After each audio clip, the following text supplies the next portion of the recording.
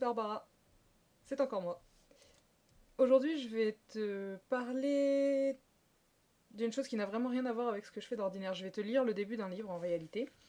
Il se trouve que c'est le début de la Bible que je vais te lire, traduit par Chouraki. Chouraki qui a fait un travail de traduction assez particulier. Tu verras.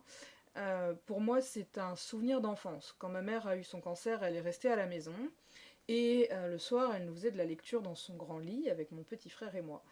Et du coup, elle s'est mise à nous lire la Bible, enfin, en fait, la Genèse, parce qu'on n'est pas allé très loin dans le livre.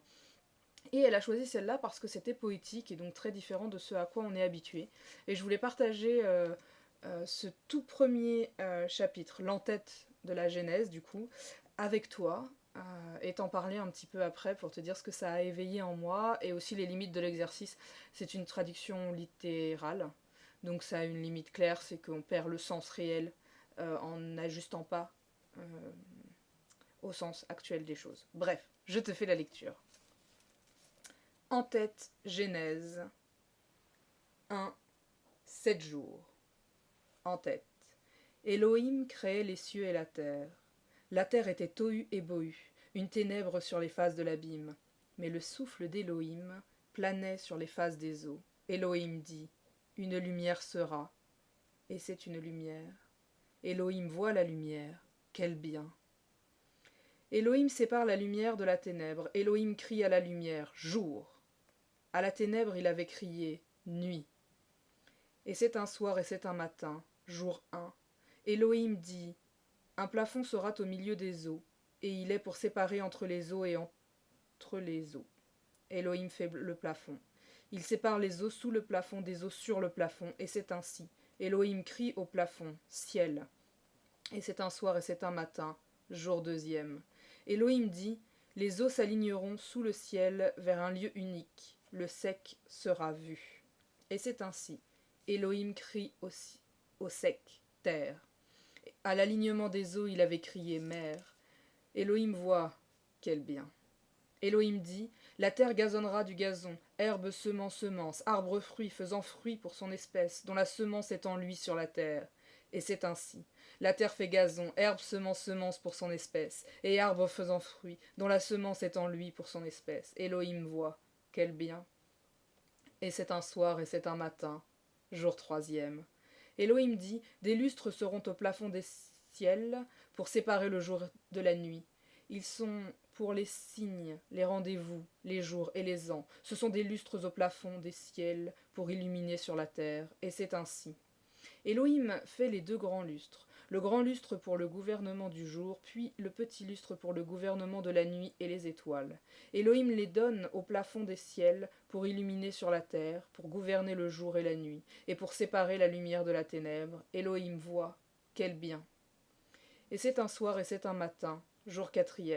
Elohim dit, les eaux foisonneront d'une foison d'êtres vivants, le volatile volera sur la terre, sur les faces du plafond des ciels. Elohim crée les grands crocodiles, tous les êtres vivants rampants, dont ont foisonné les eaux pour leurs espèces, et tout volatile ailé pour son espèce. Elohim voit, quel bien. Elohim les bénit pour dire, fructifiez, multipliez, emplissez les eaux dans la mer, le volatile se multipliera sur terre. Et c'est un soir, et c'est un matin, jour 5. Elohim dit, la terre fera sortir l'être vivant pour son espèce, bête, reptile, le vivant de la terre pour son espèce. Et c'est ainsi. Elohim fait le vivant de la terre pour son espèce, la bête pour son espèce et tout reptile de la glèbe pour son espèce. Elohim voit, quel bien. Elohim dit, nous ferons Adam le glébeux à notre réplique selon notre ressemblance. Ils assujettiront le poisson de la mer, le volatile des ciels, la bête, toute la terre, tout reptile qui rampe sur la terre. Elohim crée le glébeux à sa réplique. À la récripe d'Elohim, il le crée. Mâle et femelle, il les crée. Elohim les bénit, Elohim leur dit, fructifiez, multipliez, emplissez la terre, conquérez-la.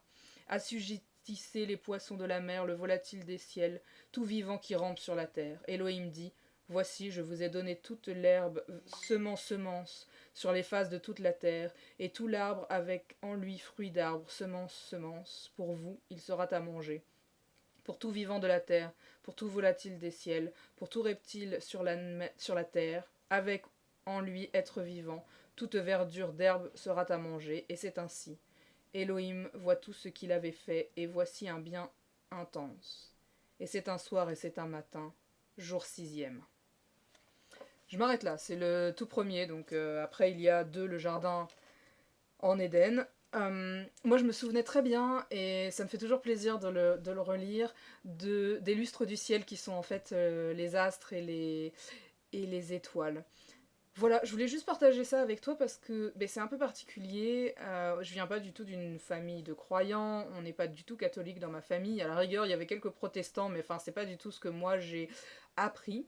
Et quand ma mère nous a lu ben, cette genèse et ce début, ça a été quand même assez magique. Mais c'est comme quand elle nous lisait les aventures des Grecs ou des choses comme ça pour nous. Enfin, on nous a dit que c'était la même chose finalement, et effectivement, c'est la même chose. Sauf que là, il y avait une partie poétique qui était beaucoup plus intense. Alors évidemment, cet exercice a un coût, c'est-à-dire qu'on ne peut pas comprendre. En réalité, on ne comprend pas tout. Il y a pas mal de choses qui nous échappent. En traduction littérale, par exemple, je sais que l'arche de Noé devient une boîte de mémoire. Voilà. Donc si on n'a pas les bases, si on n'a jamais lu la Bible, je pense que commencer par celle-là, c'est un peu une erreur. Mais par contre, juste comme ça, pour prendre de temps en temps un peu de poésie et imaginer des temps anciens où on a écrit ce texte, où des humains ont écrit ce texte, je pense que c'est quand même assez plaisant. Bon, j'espère que je t'ai pas perdu en cours de route, hein. C'est pas gagné sur celle-là, je sais que c'est un peu particulier comme format, mais j'avais très envie de le partager avec toi. Voilà. Bah écoute, je t'embrasse très fort et à bientôt.